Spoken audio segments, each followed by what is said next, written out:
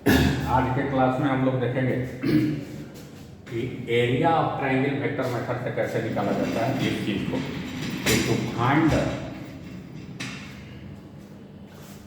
To find the area of triangle whose vertices है the position vector A B C दिया हुआ है। Vector A, vector B and vector C, इसका position vector दिया हुआ है, तब एरिया ऑफ ट्रायंगल कितना होगा वेक्टर फॉर्म में, इसको हम लोग निकालना है। तो प्लेन में मान लीजिए कि 3 पॉइंट है, एक है ए, दूसरा पॉइंट बी ले लिए, अब तीसरा पॉइंट सी ले लिए। ओ इसका इनिशियल पॉइंट है, यहाँ से इसका पोजीशन वेक्टर ए का दिया हुआ है, बी का पोजीशन वेक्टर मालूम है और सी का पोजीशन वेक्टर मालूम है। ए का पोजीशन वेक्टर ए वेक्टर दे रहा है, बी का पोजीशन वेक्टर में है बी वेक्टर और ए दे रहा है सी वेक्टर। कहने का मतलब हो गया कि O A vector equal to है A vector, O B vector equal to है B vector and O C vector जो है वह है सी वेक्टर। ये 3 का पोजीशन दिया हुआ है, तब हमको एरिया ऑफ ट्रायंगल क्या होगा इस चीज को निकालना है। तो हम यहाँ से बी से ए को मिला दिए, ए से सी को मिला दिए और बी से सी को मिला दिए, तो ए हमको ट्रायंगल बन गया। तो ट्रायंगल में क्या होता है कि एरिया ऑफ ट्रायंगल जो होता है, हम लोग पिछला क्लास में पढ़ चुके थे कि एरिया ऑफ ट्रायंगल में होगा ट्रायंगल इक्वल टू होता है 1/2 into modulus of adjacent side B A vector cross क्या होता है बी सी वेक्टर होता है। ये हम लोग पिछला ट्रायंगल रूल पर पढ़ चुके थे। अब इसमें हमको निकालना है B A cross B C, adjacent side B A B C होता है। तो अब हमको वेक्टर बी ए निकाल लेना है और वेक्टर बी सी निकाल लेना है। तो वेक्टर बी ए जब निकालिए तो पोजीशन वेक्टर ऑफ, पीछे में एक बताए थे कि ए है बी है, तो यह कितना हो जाएगा position vector of A minus position vector of B. तो ए का पोजीशन वेक्टर क्या है ए है और माइनस क्या हो जाएगा बी हो जाएगा। तो बी ए का पोजीशन वेक्टर हमको निकल गया। अब हमको निकालना है बी सी, तो बी सी का पोजीशन वेक्टर निकालिएगा तो ये हो जाएगा O C vector minus O B vector. O C vector का वैल्यू कितना है सी और ओ बी वेक्टर का वैल्यू है माइनस। अब हमको B A cross B C निकाल लेंगे।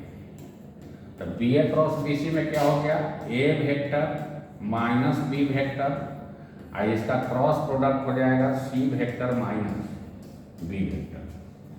तो देखो यहाँ पर हो जाएगा कितना ए क्रॉस सी हो जाएगा माइनस हो जाएगा ए क्रॉस बी माइनस हो जाएगा बी क्रॉस सी, सबको क्रॉस को मल्टीप्लाई कर दिए, अब माइनस माइनस प्लस हो जाएगा बी क्रॉस बी, इतना हो जाएगा। तो क्रॉस प्रोडक्ट में सिमिलर वेक्टर का बी क्रॉस बी अगर लेंगे तो modulus of B into sine 0 आ जाएगा। साइन 0 के चलते सिमिलर वेक्टर का क्रॉस प्रोडक्ट 0 हो जाता है। सिमिलर वेक्टर का क्रॉस प्रोडक्ट 0 होता है। और दूसरा चीज क्या होता है कि हम बताए हुए थे कि यहाँ पर कम्यूटेटिव लॉ को क्रॉस प्रोडक्ट में होल्ड नहीं करता है। तो क्या होता है कि अगर मान लीजिए कि आप बी ए क्रॉस बी लिए हुए हैं तो ए क्रॉस बी को अगर चेंज करना है तो माइनस होता है B cross A, minus sign लग जाता है, तब जाके इक्वल होता है। ऐसे डायरेक्ट कम्यूटेटिव लॉ को होल्ड नहीं करता है। तो यहाँ पर तो मान लो है ए क्रॉस सी ले ली, यहाँ देखिए माइनस ए क्रॉस बी है, तो माइनस को अगर हम चेंज करना चाहें तो प्लस में इसको हम लिख सकते हैं B cross A, commutative law में निगेटिव साइन हो जाता है। उसी तरह से माइनस है सी क्रॉस बी, तो प्लस अगर लेना है तो इसको हम लोग उल्टा कर दिया सी क्रॉस बी, तो पॉजिटिव साइन हो जाएगा और बी क्रॉस बी का वैल्यू जो हो जाएगा वह 0 हो जाएगा। तो B A cross B C is equal to भी हो गया ए क्रॉस सी प्लस हो जाएगा B cross A,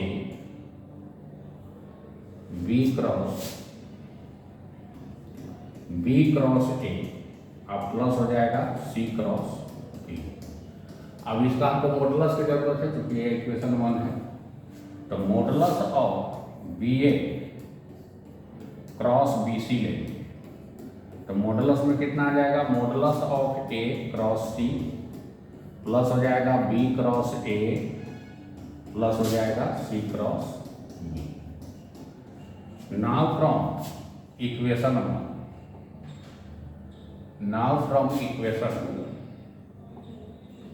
now from equation 1, तो area of triangle ABC equal to हो जाएगा 1/2 into modulus of B A cross B C होता है, तो modulus of B A cross B सी का मतलब क्या हो गया, ए क्रॉस सी प्लस हो जाएगा बी क्रॉस ए और प्लस हो जाएगा सी क्रॉस बी। तो अगर पोजीशन वेक्टर दिया हुआ है ए बी सी 3 पॉइंट का, तो एरिया ऑफ ट्रायंगल जो हो जाएगा वह 1/2 into modulus of A cross C हो जाएगा plus modulus of B cross A हो जाएगा प्लस सी क्रॉस बी हो जाएगा, सबका मॉडुलस निकल जाएगा, मैग्नीट्यूड निकल जाएगा। तो इस तरह से अगर 3 पॉइंट दिया हुआ है प्लेन में और 3 पॉइंट का पोजीशन वेक्टर दिया हुआ हो, तो हम इस तरह से एरिया निकाल लेते हैं। फिर दूसरे क्लास में दूसरे क्वेश्चन पर डिस्कस करेंगे, आज इसमें ही हम